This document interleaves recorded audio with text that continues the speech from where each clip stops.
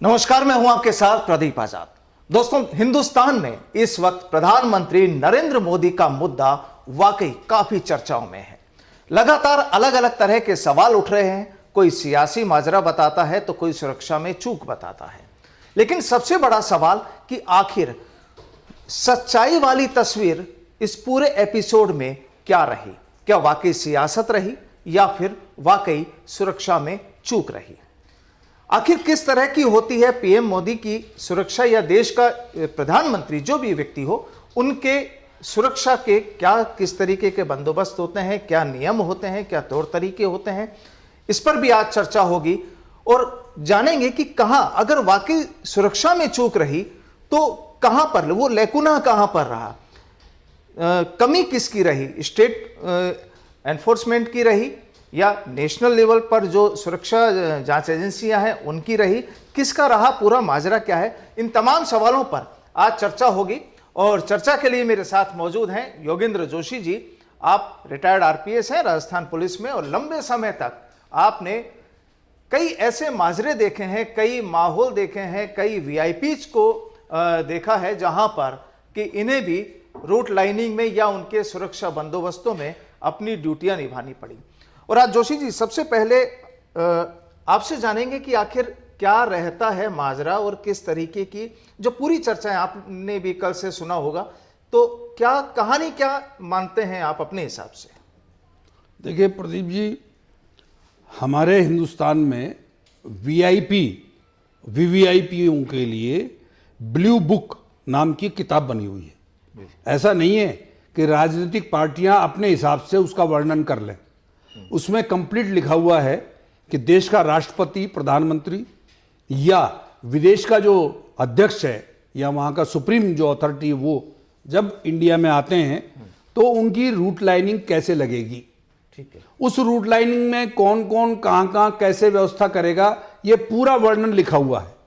आपको ये बता देना चाहता हूँ कि प्रधानमंत्री या राष्ट्रपति वहाँ जाएंगे किसी स्टेट में तो स्टेट का सीएम क्या करेगा, चीफ सेक्रेटरी क्या करेगा, डीजी क्या करेगा, और उनके कारगेट में कितनी गाड़ियां होंगी, आगे गाड़ी में पायलट होगा, वार्निंग कार होगी, पीछे टेल कार होगी, ये पूरी की पूरी बातें, मेडिकल होगा, मतलब कोई ऐसी चीज बाकी नहीं रहती जो उनके उस कारगेट में शामिल नहीं होता।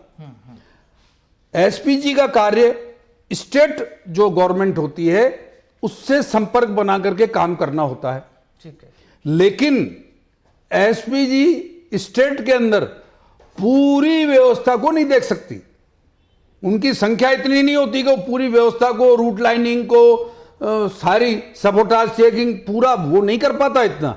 लेकिन उसके लिए क्या होता है, स्टेट सर्विसेज के अधिकारी नियुक्त होते हैं और उनके बारे में भी ब्लू बुक में लिखा हुआ है कि उनको क्या क्या करना पड़ेगा, क्या करना चाहिए। ये ब्लू बुक काफी चर्चाओं में है, थोड़ा सा संक्षेप में ये बताएंगे ब्लू बुक आखिर है क्या चीज?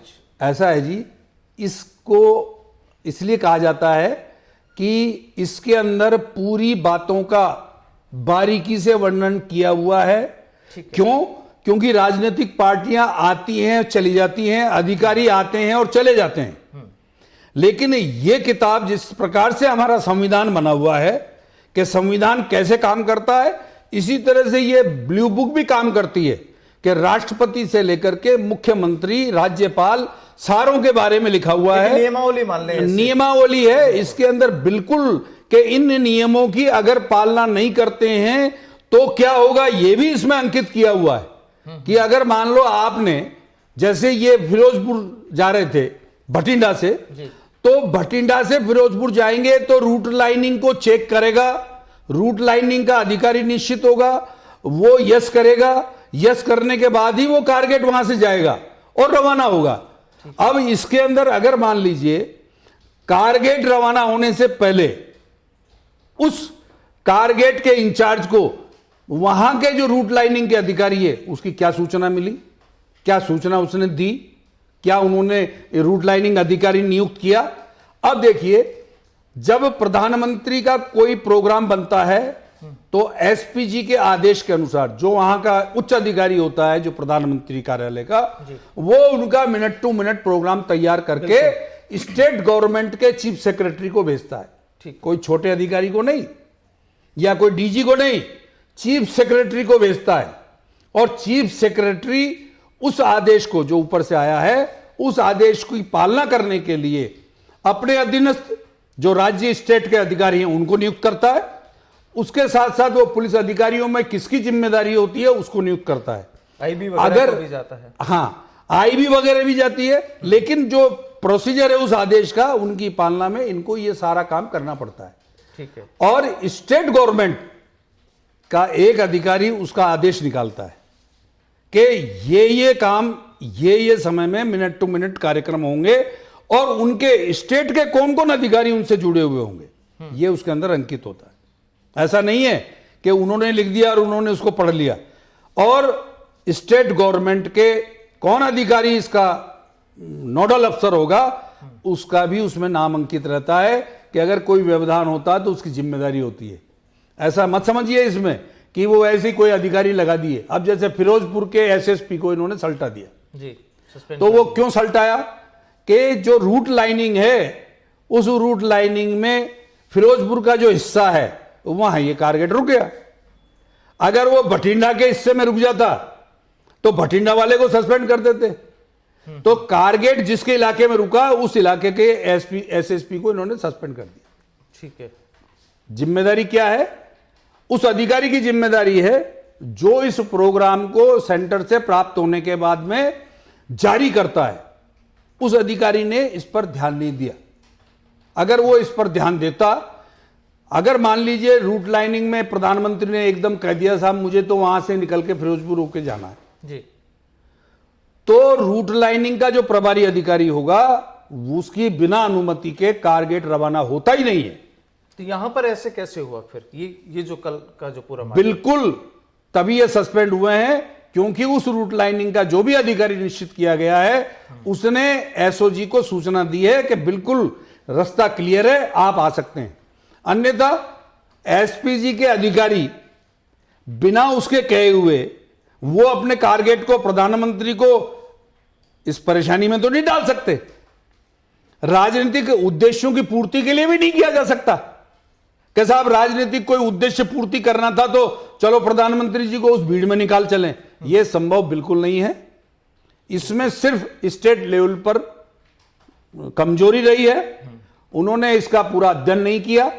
अच्छा, यहां पर एक चीज और आती है, आपने भी कई बार अपनी ड्यूटी के दौरान देखा होगा कि जहां भी वीवीआईपी मूवमेंट होता है तो कई बार एक तरफ की सड़क चालू रहती है, एक तरफ की बंद कर दी जाती है। कई बार दोनों तरफ की सड़कों को बंद कर दिया जाता है। किसी भी वीवीआईपी मूवमेंट का पहले रिहर्सल भी होता है, वो कितनी बार होता है। और अगर किसी का यहाँ पर जैसे अगर हेलीकॉप्टर से किसी का वीवीआईपी का एयरपोर्ट से और सभा स्थल पर जाने का है, लेकिन क्या उसका जमीनी स्तर पर भी, रोड स्तर पर भी उसका कोई मूवमेंट होता है, तैयारियां होती है? प्रदीप जी बिल्कुल आपने सही कहा है। इस प्रकार की व्यवस्था, जैसे मान लीजिए फिरोजपुर और वो जो दूसरी जगह है वहां से जहां उनका एयरपोर्ट पे उतर लैंड हुए हैं, भटिंडा एयरपोर्ट पे, वहां से वहां जाएंगे तो वीवीआईपी रूट में बिल्कुल सड़क मार्ग को भी उसी प्रकार से तैयार किया जाता है जिस प्रकार से एयर का किया जाता है।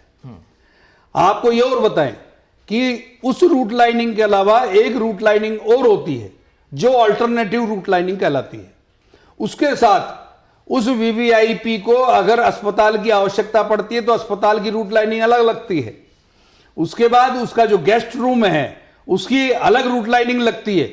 मतलब उस ब्लू बुक में ये सब चीजें अंकित की हुई है कि ये रूट लाइनिंगें लगेंगी और लगने के बाद कम से कम 2 बार और अधिक से अधिक 5 बार अगर उनको रिहर्सल करना पड़े तो उनको करना पड़ेगा।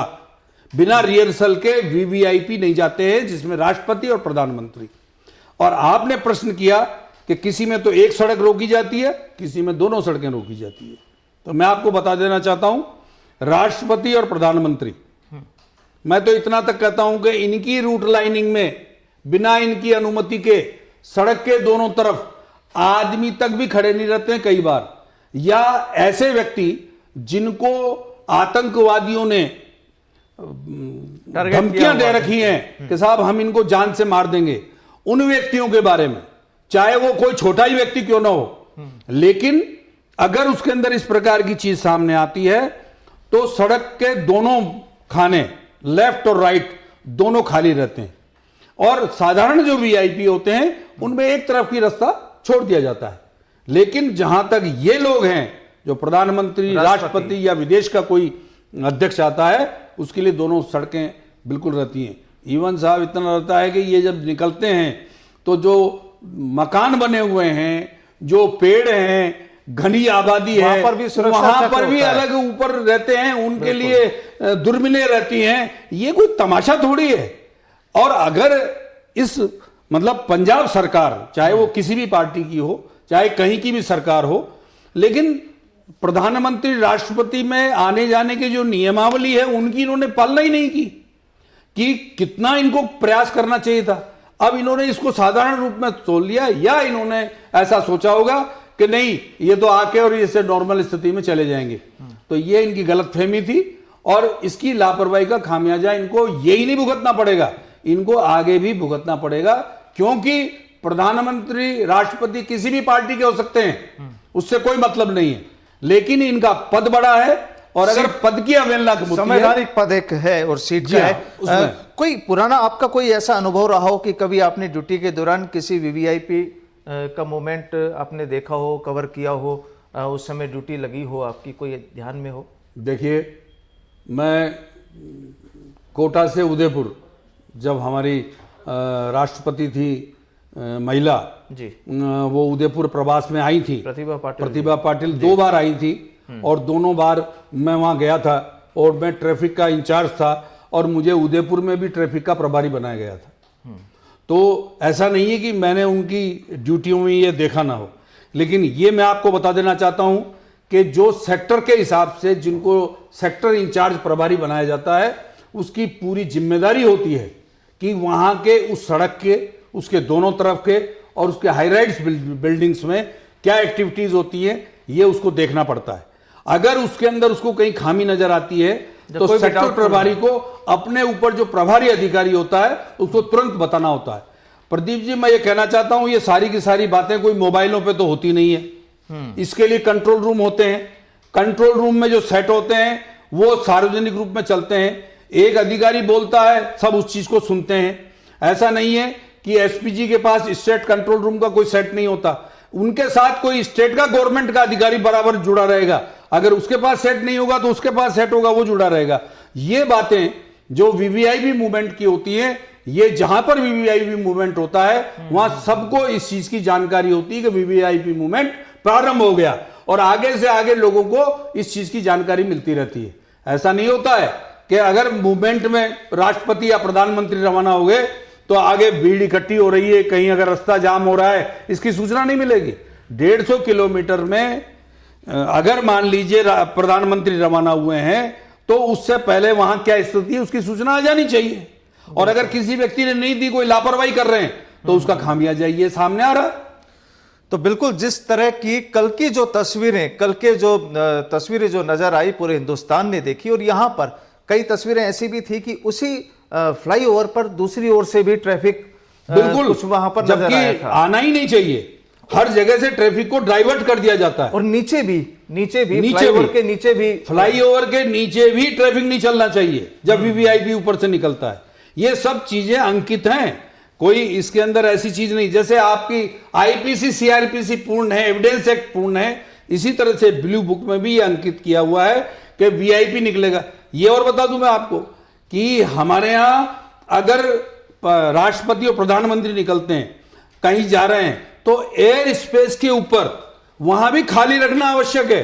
कहीं ऐसा नहीं है कि विदेशी कोई आक्रमणकारी आ जाए और वो मार दे। आपको पता, पहले पंजाब के एक मुख्यमंत्री को पाकिस्तान के जेट ने खल्लास कर दिया क्योंकि वो बॉर्डर के पास ही थे, और उन्होंने उसको मार दिया। जबकि उस हेलीकॉप्टर का पायलट उससे क्षमा मांग रहा है कि मेरे को माफ करो। वो मतलब ये भी इंडिया में हो चुका है। अच्छा, कि पंजाब का मुख्यमंत्री हेलीकॉप्टर से जा रहे थे और वो मारे गए, और ये पाकिस्तान के किसी जेट विमान ने उनको निशाना बनाया और उसके ऊपर शेल दागा जिससे वो मर गए। ये क्या हुआ? ये कोई वो पाकिस्तान की सीमा में थोड़ी गए हैं, इंडिया की सीमा में, लेकिन चूंकि बॉर्डर के पास थे तो उसने उनको सल्टा दिया। तो जोशी जी, यहां पर कल के पूरे इस एपिसोड में अगर आप ये कह रहे हैं कि यहां सियासत नहीं या सुरक्षा में चूक हुई है, मुख्य रूप से जो चीजें निकल कर आई है, तो यहां पर अब जिम्मेदारी अगर बात करें तो क्या जिम्मेदारी एसपीजी की या स्टेट पुलिस फोर्स की? देखिए, अगर सियासत से आप इसको जोड़ते हैं जी, जो सियासत कल से आज तक चल रही है, तो उसमें नरेंद्र मोदी जीत गए। अगर ये कहते हैं विरोधी पक्ष वाले कि साहब वहां सभा में खाली पड़ी थी सीटें, वहां कोई नहीं था, तो ये मान के चलिए जब कोई नहीं था, ये आप कह रहे हो कि वहां कोई नहीं था प्रधानमंत्री को, तो भाई प्रधानमंत्री को नहीं था तो प्रधानमंत्री ने तो बाजी जीत ली। वो तो कहे मैं तो रूट से जाऊंगा, तो उसकी बाजी जीत ली है। इसलिए इनका ये कहना कि वहां भीड़ थी या नहीं थी, प्रधानमंत्री को जो अचीव करना था उन्होंने वो कर लिया। इसलिए ये कहना कि साहब राजनीतिक उद्देश्यों की पूर्ति के लिए सब किया गया है, ऐसा नहीं है। अगर ऐसा है तो मैं जो बता रहा हूं वैसा है, और अगर वैसा है तो ये हार चुके, जो अपोजिशन लीडर वाले हैं ये हार गए नरेंद्र मोदी के सामने। और अगर बात सुरक्षा की हो तो जिम्मेदारी किसकी? सुरक्षा की जिम्मेदारी जिसकी जमीन किसकी? पंजाब गवर्नमेंट की। अगर वहां पर कोई हादसा गुजरता है उसकी जिम्मेदारी उनकी बनती है। एसओजी, एसपीजी, आईबी, ये सब काम जो करते हैं ये उनकी जमीन पे काम कर रहे हैं, उनकी जिम्मेदारी थी, क्योंकि इतना कोई लवाजमा सेंट्रल गवर्नमेंट लेके नहीं चलती। आधार वही तैयार करते हैं, भीड़ को वही रोकते हैं। अगर कोई दंगा फसाद होता है तो उसको वो रोकते हैं। कोई एसओजी, एसपीजी और मिलिट्री थोड़ी जाके रोकती है। तो बिल्कुल एक अहम मुद्दा ये कि अगर सियासत है तो यहां मोदी की जीत हो गई, और अगर वाकई सुरक्षा में चूक है तो यहां पर पंजाब पुलिस या पंजाब की जो भी तमाम सुरक्षा एजेंसियां हैं उनकी भारी यहां पर चूक हुई। और इसमें लगता यही है कि जो एक तालमेल का जो अभाव नजर आया कि सामने से ट्रैफिक आ रहा है या फ्लाईओवर के नीचे से अगर ट्रैफिक चल रहा है, तो यहां पर जैसा कि जोशी जी का कहना है कि कम से कम 2 बार और ज्यादा से ज्यादा 5 बार यहां पर रिहर्सल भी हुआ भी होगा। अगर यहां पर जब इनका प्रोग्राम बना और है, अगर रिहर्सल नहीं हुआ है तो इन्होंने तो बिल्कुल ही अवहेलना कर दी। फिर उनके कानून और नियम बने हुए हैं, उनकी पालना ही नहीं। दो ही चीजें हैं कि या तो रिहर्सल हुआ और वहां पर उस समय ये लैकुना नजर नहीं आया तो वो रिहर्सल फेलियर साबित हो गया। बिल्कुल। और अगर रिहर्सल नहीं हुआ और उसके बावजूद अगर देश के प्रधानमंत्री को उस रूट से लेकर जाया जा रहा है तो ये शायद उससे भी बड़ी हैरान करने वाली चीज होगी। बड़ी अगर मान लीजिए जैसा वो कहते हैं विरोधी पक्ष वाले कि प्रधानमंत्री ने कहा साहब मैं तो उससे ही जाऊंगा, तो भाई स्टेट गवर्नमेंट का ऐसा कोई अधिकारी मिल जाए जिसने मना किया हो कि साहब मैंने मना किया था कि उस रूट पे नहीं जा सकते क्योंकि अभी रूट तैयार नहीं है, ऐसा भी अभी तक सामने नहीं आया। इसका मतलब प्रधानमंत्री तभी रवाना हुए हैं जब रूट क्लियरेंस मिल गया है, अन्यथा रवाना हो ही नहीं सकते। और अगर होते तो वो अधिकारी सामने आता। और क्लियरेंस अगर मिल गया और उसके बाद में भीड़ नजर आई तो वो भी एक बड़ा मुद्दा है, वही इंपॉर्टेंट है। बिल्कुल। तो कुल मिलाकर कहानी यह कि देश के प्रधानमंत्री नरेंद्र मोदी को लेकर जो कल से जो चर्चाएं चल रही हैं, काफी कुछ तस्वीरें अब उसमें नजर आने लगी हैं। और आज प्रधानमंत्री ने इसी मुद्दे पर राष्ट्रपति से भी मुलाकात की है। बहस कुल मिलाकर चर्चाओं का बाजार, जो सियासत है उनकी चर्चाओं का बाजार गर्म है, तमाम अटकलें लगाई जा रही हैं, लेकिन जो भी मुद्दा रहा वो वाकई हिंदुस्तान के लोगों के लिए एक बेहद बड़ा मुद्दा रहा। जोशी जी, आपका बहुत बहुत धन्यवाद हमारे साथ जुड़ने के लिए। नमस्कार।